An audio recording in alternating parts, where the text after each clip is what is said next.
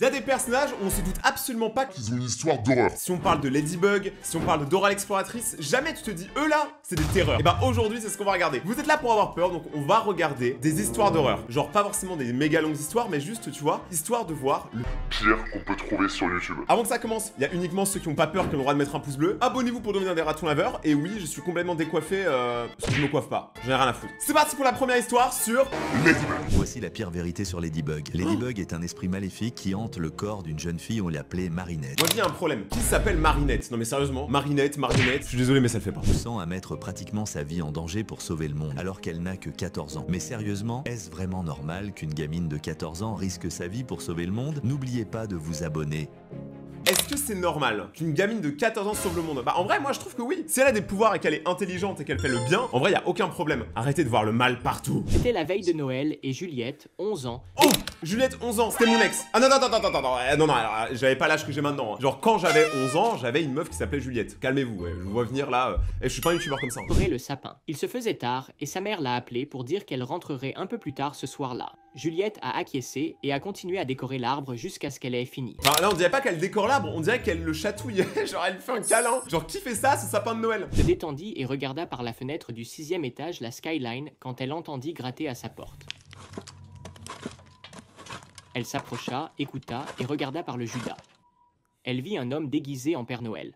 Nerveuse, Juliette demanda « Qui est là ?» « C'est le Père Noël. Laisse-moi entrer. » Après ça se trouve c'est vraiment le Père Noël et il faut vraiment le laisser rentrer tu vois. En vrai s'il a de l'argent ou des cadeaux ou une PlayStation 5, moi je... J'ai froid et faim. Elle savait que ce n'était pas le Père Noël et dit « Ma mère n'est pas là. Partez, s'il vous plaît. » Juliette vit par... Mais en fait c'est le mauvais truc. Vraiment, petit conseil. Ne dites jamais que vos parents ils sont pas là. Parce que si vous dites que vous êtes tout seul, c'est 2 fois plus simple de vous avoir du coup. Genre donnez le moins d'informations possible. Un tueur ou un psychopathe aura bien plus peur de rentrer dans la maison s'il sait qu'il y a du monde. Tu vois ce que je veux dire? Parce qu'il a pas de couilles. Mais on va pas se mentir. Hein. Genre quand tu t'en prends à une enfant de 11 ans, c'est que t'as pas de couilles. Judas, le visage de l'homme s'assombrir. Il se mit à frapper et à secouer la poignée. Il hurla « C'est le Père Noël, Juliette. Donne-moi mon foutu lait et mes biscuits. » Le cœur de Juliette s'arrêta. C'est le laitier. Elle était terrifiée. Comment connaissait-il son prénom? Elle a menacé d'appeler les flics et l'homme s'est enfin arrêté, partant dans le couloir. Attends mais il a une hache et tout, on est dans Shining là? D'un, il revint en courant, une hache à la main, et frappa la porte jusqu'à la briser. Juliette courut se cacher dans un placard. « Juliette, ma jolie, où es-tu » Il ouvrit un placard et Juliette bondit, le poignardant à l'œil avec son crayon. Let's go Juliette la GOAT! Juliette elle est trop forte. Elle a réussi à le défoncer le Père Noël. Donc si vous avez pas de cadeau cette année, c'est à cause de Juliette. L'homme hurla, l'arracha et plaqua Juliette au sol. Il chuchota « Crie si tu veux, les vilaines ont la hache. » Là, il a l'œil en sang et percé. Je pense que tout de suite, il est pas dans le délire, tu vois. Le couteau. La mère de Juliette rentra après minuit et vit sa porte en morceaux. Elle se précipita à l'intérieur pour vérifier si sa fille allait bien.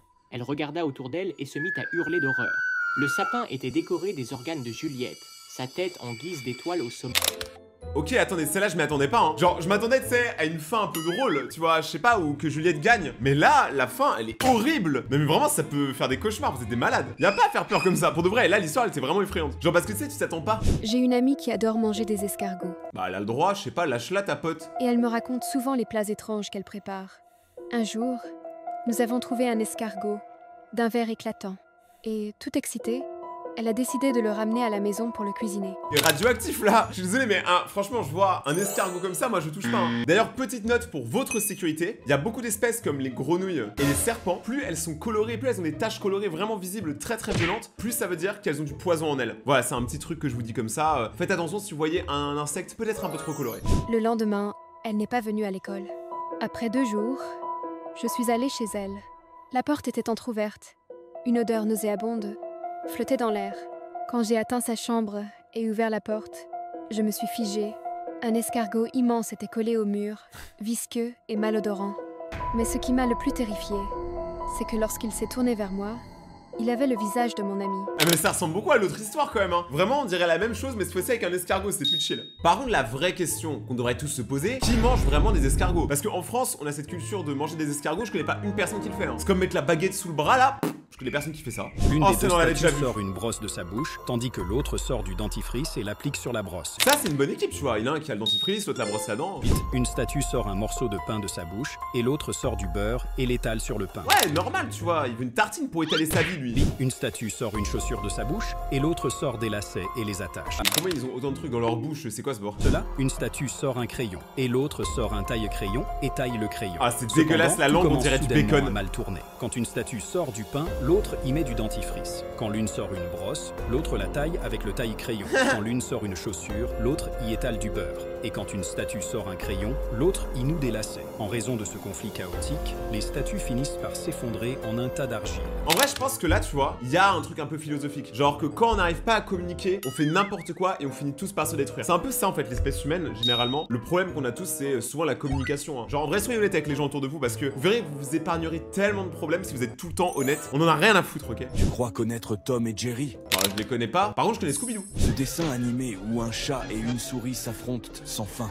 Non. Et si je te disais qu'il est inspiré d'une histoire réelle et terrifiante? Ça veut dire que Tom et Jerry est inspiré d'une histoire réelle. Un chat qui chasse une souris. Genre, ça n'existe pas dans la vraie vie. Je ne le regarderai plus jamais de la même façon.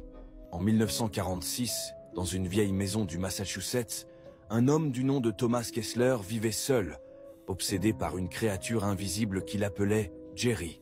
Il jurait qu'elle le traquait jour et nuit, renversait des objets et riait dans l'ombre. C'est juste complètement taré, quoi. C'est un chat. Je sais pas, t'as un chat qui rentre chez toi. Moi, mon chat, des fois, il casse des trucs, hein. Genre, c'est normal. Des voisins le voyaient tout poser des pièges rudimentaires un peu partout dans sa maison. Le regard hagard, le sommeil fuyant. Mais rien ne se faisait attraper. Et en fait, je pense que le mec est juste fou, hein. Tu sais, des fois, quand tu dors pas pendant genre, je passe 7 jours, normal, au bout d'un moment, tu perds les pédales. Un jour, le silence. Alerté, la police pénétra chez lui. À l'intérieur, un désordre total. Meubles renversés, murs griffés. Et au centre, le corps figé de Thomas, un sourire crispé sur son visage. Son torse était couvert de griffures. Mais il n'y avait aucune trace de la créature. Juste une phrase gravée sur le mur. Il a gagné. En 1948, Tom et Jerry voient le jour. Un dessin animé où un chat poursuit une souris insaisissable, sans jamais gagner. Simple coïncidence? Abonne-toi. Ah oui, c'est une coïncidence, ça a rien à voir, quoi. Genre, je sais pas, le mec, il était juste fou. Il voyait des monstres et des démons et ça devient ultra horrifique. Tom et Jerry, c'est pas du tout la vibe. D'ailleurs, il y a une légende qui dit que Tom et Jerry, en fait, ils s'adorent, tu vois. Ils sont juste là pour se divertir, mais en vrai, ils s'aiment. Oui, Georges, et tant pis, Peppa, elle est partie à Narnia et on la verra plus Oula. jamais. Oh merde, elle est revenue. Par contre, Peppa, faut que t'ailles chez le dentiste. Papa Pig ne s'est pas aperçu que Peppa a une tête qui fait peur. Non, mais il a des lunettes pourtant. Comment il a pas pu s'en apercevoir? Je sais pas, ça sert à quoi ta paire de lunettes, là, sale cochon? Enfin, plus que d'habitude. Bah, qu'est-ce qu'il y a, Georges? Pourquoi t'as une tête de choqué? Bon, bah, moi, je vous laisse dormir. Allez, bonne nuit.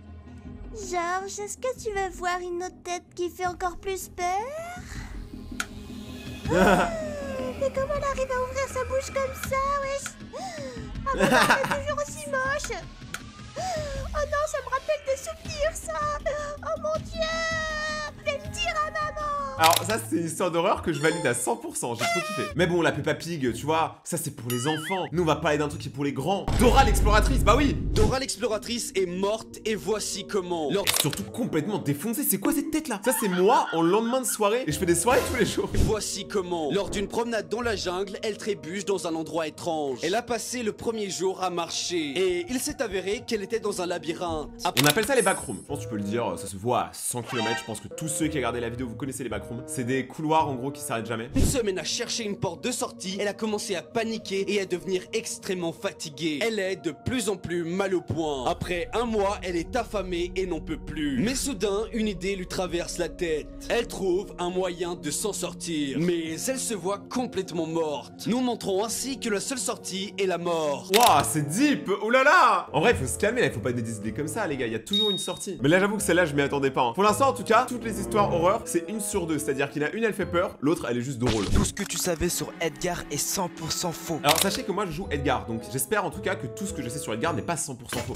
À seulement 9 ans, Edgar va survivre à un accident tragique qui va coûter la vie de 2 êtres proches. Certaines personnes pensent que Edgar s'est dissimulé pour être un assassin, mais il y a une chose auquel la commu Brawl Stars n'a jamais pensé, dû au fait que Edgar se dissimule afin de cacher ses émotions.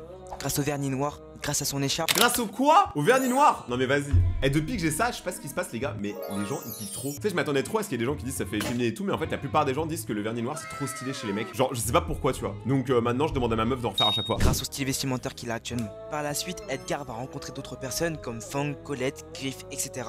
Ce qui va renforcer leur lien. Malheureusement, il va finir par tomber amoureux de Colette, ce qui va le pousser à devenir plus fort pour la protéger. Et c'est comme ça que Edgar... Bah bref, franchement, son histoire, elle était pas si triste. Genre franchement, Edgar, ça va être un bon de ouf. Et de toute façon, je le joue. Donc à partir de ce moment-là, tu vois, si je joue Edgar, c'est que c'est forcément mon personnage. Voici la véritable histoire des Totally Spies. Des Totally Spies. Avec un accent pas du tout IA. 3 filles harcelées qui tuent leurs camarades.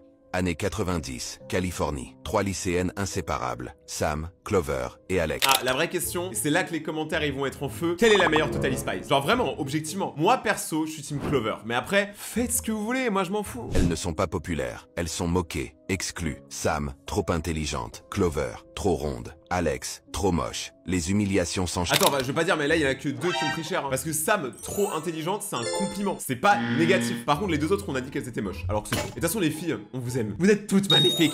S'étouffer derrière leur dos. Les insultes glissées dans les couloirs. Les bousculades. Un jour, on leur vole leurs affaires. Le lendemain, leurs casiers sont vandalisés.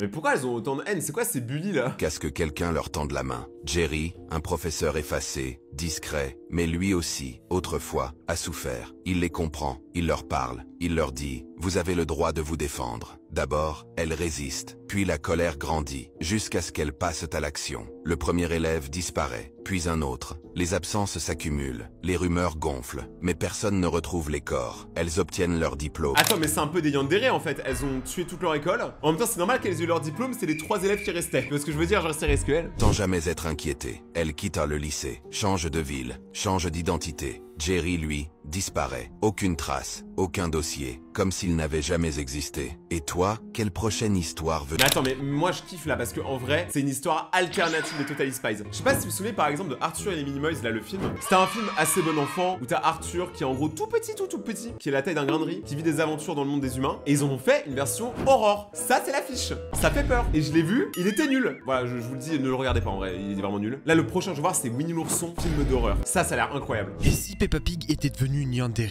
Comment ça va se passer? Sachant qu'une yandere en gros c'est quelqu'un qui devient très obsessionnel d'une autre personne et qui est prêt à faire des choses horribles comme tuer pour la protéger. Moi personnellement j'ai déjà été yandere hein. Moi j'ai été yandere pour Scooby-Doo. Ah personne touche à mon Scoob, il y a que moi qui ai le droit de lui mettre des tartes. Que moi. Je suis Peppa Pig. Et lui, c'est mon petit frère George. Et j'ai un secret, c'est que j'aime beaucoup ma meilleure amie, Suzy Chip. Je l'aime tellement. J'aimerais lui dire mais je ne peux pas. Le monde serait contre notre amour, impur et pécheur. Mais je m'en fiche tant que je peux être avec elle. Elle est si belle, si pure, si unique. Salut Suzy, tu es très jolie aujourd'hui. Merci. Les voix elles sont incroyables. Ça c'est le regard de Yandere Simulator, tu vois. Tu sais quand on te dit hey t'es stylé aujourd'hui et que tu sais que la personne dit pas toi aussi, tu le prends mal. Genre hey retournez les compliments quand vous en faites hein. C'est déjà tellement dur d'en faire, autant que tout le monde soit gagnant. Je vais tuer ce putain de chien. Personne n'aimera Suzy comme moi. Ils le verront. 2 heures plus tard. Tu voulais me dire quoi Peppa? Danny, est-ce que t'aimes Suzy? Oh waouh, comment as-tu su que je l'aimais? Bah oui, je l'aime beaucoup. Fallait pas dire ça mec. Chien de merde. Peppa, qu'est-ce que tu fais? Aidez-moi! Suzy, je ferai n'importe quoi pour nous réunir. Mais on en parle par contre du mec qui a lu ça. Il s'appelle The Pig Store. On avait déjà réagi à quelques-unes de ses vidéos. Et mais il se donne trop là. T'as vu le doublage? Mettez-le dans des films. Je sais pas, il est beaucoup trop investi. Ok, là on est sur une histoire différente de Hello Life Animation. L'histoire de Ahmed par Squeezie.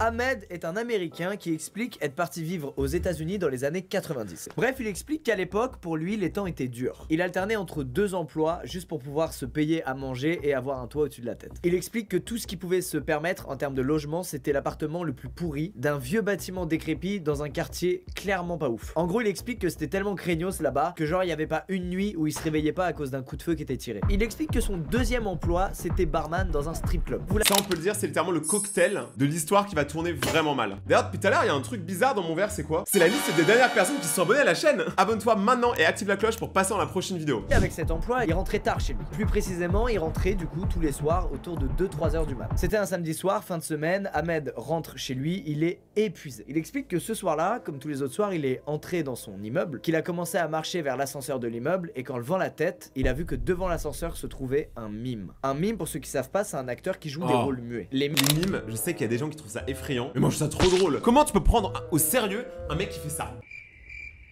Bon après moi j'ai des talents de mime tu vois, mais voilà je le cache un peu. Ils ont un code vestimentaire que respectait très bien ce mime là, qui était devant l'ascenseur de l'immeuble d'Ahmed. Ahmed constate que ce mime, dans une main, il tient un ballon attaché à une ficelle. En vrai un mime ça fait peur. J'avoue qu'en vrai je comprends maintenant parce que si tu le vois comme ça, tu vois que tu le vois pas dans la rue en pleine journée, que tu le vois la nuit, un mime ça devient peur. C'est un dark mime. De l'autre main, il lui fait coucou. Et il explique que c'est pas un coucou comme nous on peut faire, c'est un coucou très mécanique, très mimé. À cause de la peur, Ahmed décide de prendre les escaliers. Moi je serais parti du pays hein. Genre je vais pas vous mentir, j'aurais pris le premier avion pour New York. Il en a pour un moment puisqu'il habite au 9e étage. Tout ce qu'il importait c'était en aucun cas de s'approcher de ce mime. Bah après c'est bien parce que vu qu'il monte les escaliers au moins il fait un peu de sport tu vois. Il monte les marches avec un certain rythme et c'est qu'une fois arrivé au 4e ou 5e étage que du coin de l'œil il voit quelque chose bouger. Il s'arrête net, il se retourne pour voir ce que c'est et douche froide, le mime est dans la cage d'escalier en train de monter les marches. Dans ce genre de moment en vrai je pense la meilleure solution, je vais prendre ce cactus pour illustrer et ce Huggy Wuggy. Donc en gros par exemple tu vois le gars il est là, moi je pense tu vois je suis le cactus, je prends mes deux pieds et je lui saute dans la gueule. Tu l'éteins tu vois, tu le termines. Ahmed c'est qu'il monte pas les marches normalement, il monte les marches, vous savez comme dans les vieux films muets, quand un personnage veut montrer qu'il essaie d'être discret, il marche sur la pointe des pieds et là le mime s'aperçoit qu'Ahmed l'a repéré et d'un coup il se fige. Là Ahmed commence à vraiment avoir peur et il décide de lui parler. Il lui dit en riant nerveusement « Mec, arrête !» Aucune réaction de la part du mime. Il reste là, sans bouger, dans la même position qu'il y a une minute et il attend. C'est là qu'Ahmed réalise qu'il y a un problème et qu'il se met à courir pour rejoindre le 9e étage. Et malheureusement quand il se met à courir, il entend le mime qui fait la même chose que lui. Ahmed cette fois il cède et il hurle sur le mime. Il lui demande pourquoi il fait ça, qu'est-ce qu'il veut et il lui demande surtout de lui foutre la paix. Et d'un coup, l'expression du visage du mime change et il se met à être triste. Ou plutôt à jouer la tristesse. Et à ce moment précis, Ahmed comprend que le gars en face, il est pas là pour déconner. Et juste trop bizarre ouais. Genre je sais pas mais rentre chez toi. Moi je vous dis dans ce genre de moment en fait je pense que l'astuce c'est d'être encore plus fou. C'est à dire que si t'as quelqu'un qui est là, qui est bizarre, tu sais, qui joue la carte de la folie, bah devient encore plus taré. Parce que du coup la personne elle aura peur. C'est à dire que moi par exemple je sais que s'il y a quelqu'un qui m'effraie dans la rue, je vais devenir encore plus fou qu'elle. Comme ça au moins je suis sûr l'autre personne elle va se dire ah ouais non je peux pas, c'est trop. Genre si tout le monde est fou. Très probablement de mauvaises intentions. Il arrive devant sa porte d'entrée, il ouvre à une vitesse folle, il rentre chez lui et là il est sous le choc de ce qu'il vient de vivre. Il réalise même. Je suis sous le choc de son appart hein. Son appart c'est un lavabo, un miroir par terre. Je sais pas, genre c'est très minimaliste un peu quand même. En fait, c'est au moment où il reprend ses esprits et où il pense être tiré d'affaire qu'il se met à entendre des frottements contre sa porte d'entrée, venant évidemment de l'extérieur. Et ils aiment trop faire ça. Tu vois c'est quoi leur problème de gratter les portes? C'est les gratte-portes. Quelques dizaines de secondes, Ahmed explique qu'il prend son courage à deux mains, qu'il a pas le choix et qu'il va voir à travers l'œillet de sa porte d'entrée. Et malheureusement, le mime est bien là, devant sa porte et il se met à fixer l'œillet en souriant. Ahmed il reste bouche bée regardant à travers l'œillet de la porte. Il est complètement choqué, il arrive plus à bouger, il est tétanisé et le mime met ses paumes de main de chaque côté de son visage, ouvre la bouche comme s'il était étonné et il se met à faire des cliquetis avec sa langue. Et à chaque cliquetis, il tape avec son pied dans la porte. Ahmed comprend que le gars va trop loin pour un mec qui a pas de mauvaises intentions. Et pourquoi t'appelles pas juste les condés? Enfin genre appelle la police. Il comprend qu'il doit se barrer de l'appart parce que tôt ou tard le mec va essayer de rentrer chez lui. Fort heureusement, à sa fenêtre, Ahmed il a une sortie de secours. Vous savez ces escaliers en fer qui sont collés au bâtiment et qui permettent d'évacuer en cas d'incendie. Ahmed fonce sur ces escaliers et il entend un énorme bruit qui est tout simplement celui de la porte d'entrée qui vient de céder. Ahmed arrive en bas des escaliers, il continue de courir sans regarder derrière lui et après 30 mètres il se retourne et c'est là qu'il a vu le mime pour la dernière fois de sa vie, juste devant la fenêtre de sa chambre, en le fixant avec un grand sourire avant de lever les mains et d'applaudir Ahmed.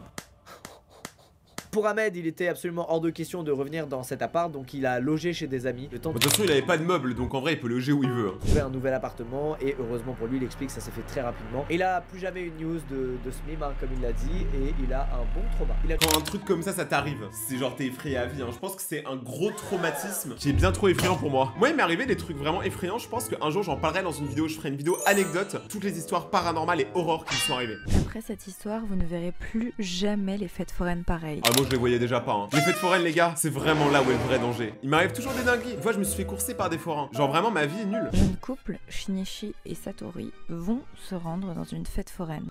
Alors qu'ils se baladent dans cette dernière, un clown va soudain apparaître et leur proposer un ballon.